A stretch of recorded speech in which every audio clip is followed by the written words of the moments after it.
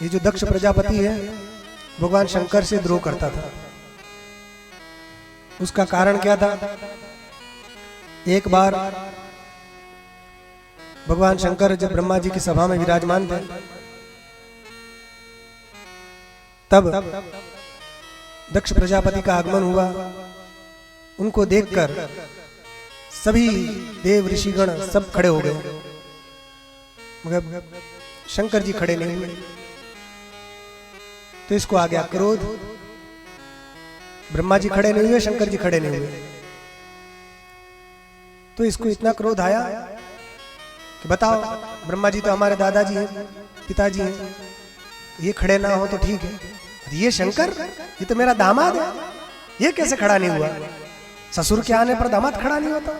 ससुर जी नाराज, मैंने अपनी बेटी सती का विवाह इससे करवाया, मेरी तो इच्छा ही नहीं थी विवाह कराने की, वो तो ब्रह्मा जी ने कहा, इसलिए मुझे विवाह कराना पड़ा, इसके साथ विवाह कराने।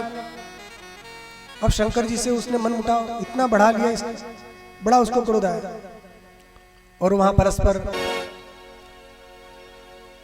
इसने शंकर जी को शाप दिया, शंकर जी के नंदीश्वर ने दक्ष के अनुयायियों को शाप दिया, ये शापाशापी हुई।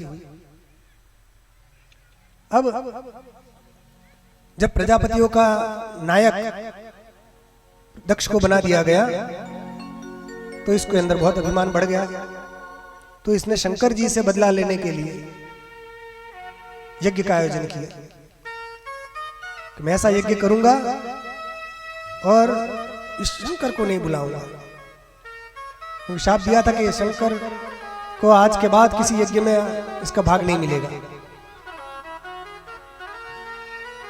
अब दक्ष बड़ा प्रभावशाली था, तो उसके पक्षपाती जो लोग थे वो लोग तो मान गए, मगर बहुत सारे शंकर जी के भक्त थे वो मान नहीं रहे थे। तो इन्होंने कहा मैं ही ऐसा यज्ञ करूंगा, मैं ही सबसे पहले शुरुआत करता हूं कि इनको यज्ञ भाग ना मिले, ये मेरी देखा देखी में दूसरे भी लोग करेंगे। शंकर जी को नीचा दिखाने के लिए उसने यज्ञ का आयोजन किया। अब सारे देवता ऋषि ये दक्ष के यज्ञ में जाने लगे। तो कैलाश पर भगवान शंकर माता सती के साथ विराजमान थे। सती देवी ने देखा कि सब लोग जा रहे हैं, पूछा कहाँ जा रहे हैं, तो पता चला कि दक्ष प्रजापति यज्ञ कर रहे हैं। अरे मेरे पिता यज्ञ कर रहे हैं, चलो मुझे जाना चाहिए। तो शंकर जी से उन्होंने अनुमति मांगी जाने के लिए, मुझे पिताजी के यज्ञ में जाने दीजिए, आप भी चलिए। कहा आपके ससुर जी यज्ञ कर रहे हैं, चलिए। शंकर जी ने बोला कि देखो देवी, अच्छी बात है, जाना चाहिए, मगर हमें आमंत्रण नहीं भेजा है, निमंत्रण नहीं आया है, तो बिना आमंत्रण निमंत्रण के कहीं जाना उचित नहीं है। हाँ, कुछ उसमें अपवाद हैं, कुछ जगह बिना आमंत्रण निमंत्रण के भी जा सकते हैं, जैसे पिता के घर जाना हो, मित्र के घर जाना हो, स्वामी के घर जाना हो, जो अपना प्रिय हो उसके वहां जाना हो, तो उसमें आमंत्रण की जरूरत नहीं है। भागवत की कथा सुनने जाना हो तो उसमें भी कार्ड की प्रतीक्षा नहीं करनी चाहिए, सार्वजनिक कथा है। सरेखा में जो चल रही है सार्वजनिक कथा चल रही है, सब लोग आइए, सब सुनिए। तो कुछ ऐसे काम होते हैं, कुछ ऐसे लोग होते हैं वहां आमंत्रण की आवश्यकता नहीं होती, प्रेम से जाना चाहिए। मगर जहां कोई द्वेष रखता हो, ईर्ष्या भाव रखता हो, वहां पर तो आमंत्रण आए तो भी विचार करना चाहिए जाए कि ना जाए। तो तुम्हारे पिता जो हैं वो मुझसे द्वेष करते हैं, वो मेरे कारण उन्होंने तुमसे भी द्वेष कर लिया है, तुमसे भी नहीं बातें करते, और ये जो यज्ञ कर रहे हैं मुझे नीचा दिखाने के लिए ही कर रहे हैं। तो महाराज आप तो सबकी आत्मा है, आप तो किसी से द्वेष नहीं करते, आपसे कैसे वैरभाव हो गया उनका? सारी कथा उन्होंने समझा दिया कि मैं खड़ा नहीं हुआ, उसी में उसको बुरा लग गया। देखो दुष्ट लोग जो होते हैं उनकी दृष्टि खराब जगह पहले जाती है। अब जब दक्ष प्रजापति प्रविष्ट हुआ तो सब के सब खड़े हो गए, तो उसको सबके सब खड़े होने का उत्साह नहीं था, उसका हर्ष नहीं हुआ। एक व्यक्ति खड़ा नहीं हुआ तो उसका दुख है, ये क्यों खड़ा नहीं हुआ? तो हजारों लोग खड़े हो गए, उसका सुख नहीं है, एक खड़ा नहीं हुआ उसका दुख है। जो ये दक्ष जैसे जो लोग होते हैं अभिमानी, जिसको बड़ा पद मिल जाए तो फिर व्यक्ति को उसको पचाना बहुत कठिन होता है। नहीं को वस जन्मा जग माही, प्रभुता पाही जाहि मद नाही। प्रभुता प्राप्त होने के बाद भी विनयी रहना, ये बहुत बड़ा गुण है। अधिकतर लोग पद पाने के बाद फिर अपने आप को 30 मार खा समझने लग जाता है, फिर उनका पतन भी हो जाता है जो अभिमान करता है, जैसे दक्ष का होने वाला है। तो पार्वती सती को बहुत मना किया, देवी तुम मत जाओ, मगर वो माने नहीं, बहुत नाराज हो गई। शंकर जी को ऐसा देखने लगी घूर के, मानो अभी उनको जला के भस्म कर देगी। पत्नी नाराज हो तो पति ही जानते हैं, उनकी मायके जाने की इच्छा हो खूब और पति मना कर दे, फिर देखो क्या हाल होता है। उनकी तीव्र इच्छा थी जाने की, और पति देव ने मना कर दिया। ऐसी एकदम आग बबूला हो गई और ऐसी क्रोध से देखने लगी। मगर आजकल की नारी जैसी थोड़ी थी कि डांट फटकार के वो कर दे, मगर मन तो बहुत था जाने का, क्या करें। फिर उन्होंने हट पकड़ ली कि मुझे जाना ही है, जाना ही है।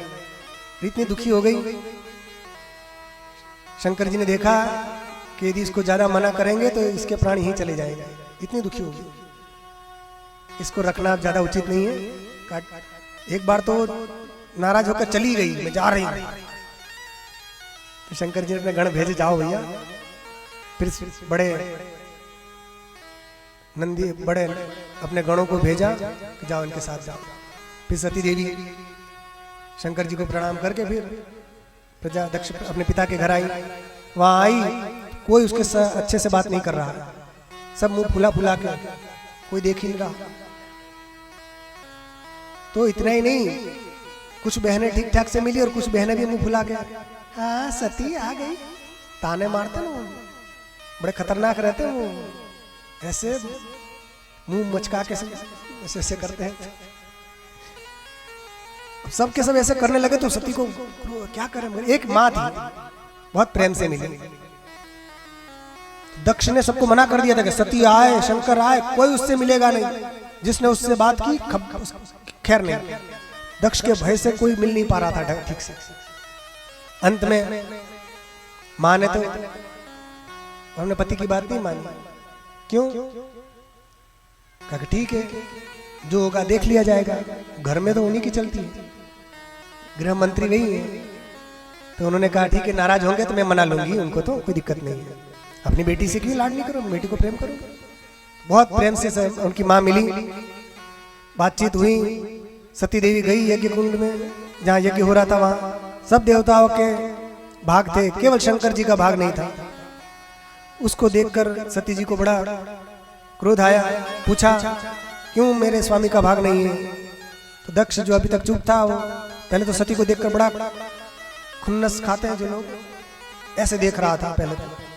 फिर उसने शंकर जी की निंदा शुरू कर दी, घोर निंदा करने लगा।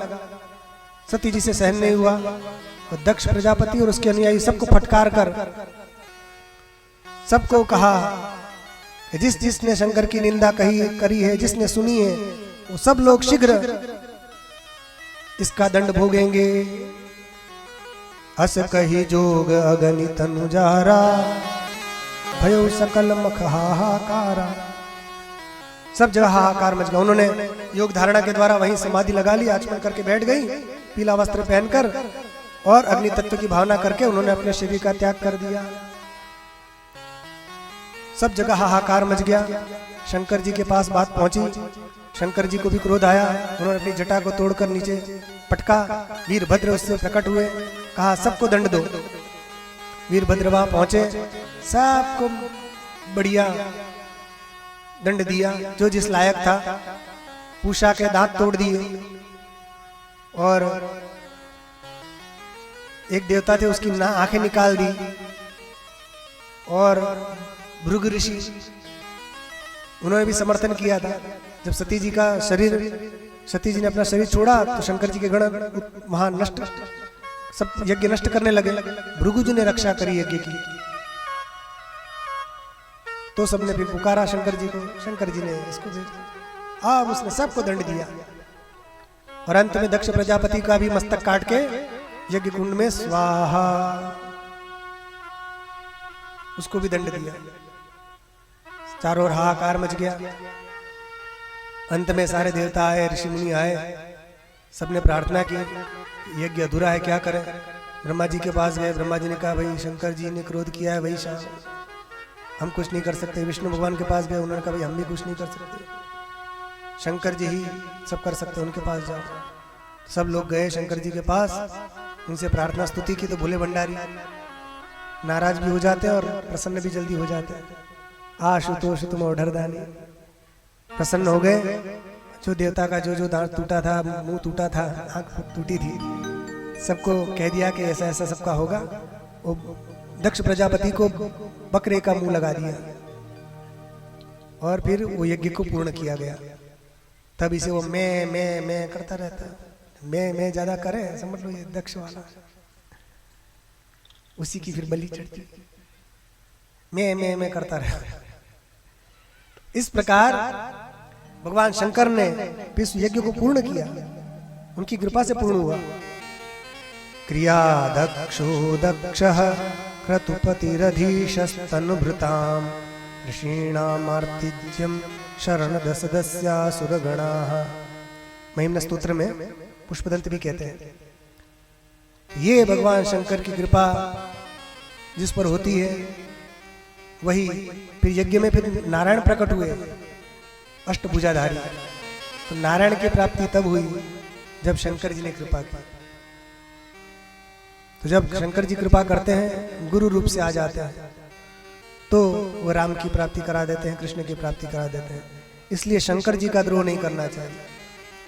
कुछ नासमझ वैष्णव लोग शंकर जी से द्रोह करते हैं, मगर उनकी नादानी है, क्योंकि वैष्णव में सबसे श्रेष्ठ जो कोई हो शंकर जी है।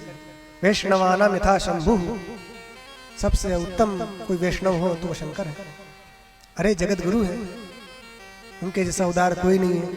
उनकी आराधना करनी चाहिए, तभी सारी सिद्धि मिलती है। उनसे द्रोह करने वाला चाहे दक्ष प्रजापति जैसा ही सामर्थ्यवान क्यों ना हो, उसका भी नाश हो जाता है।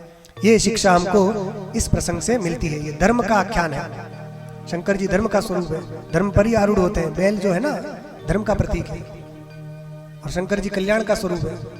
तो जब भी कल्याण होता है, धर्म पर आरूढ़ होकर होता है। जो धर्मारूढ़ होता है वही कल्याण का भागी होता है। ऐसे भगवान शंकर की आराधना करनी चाहिए।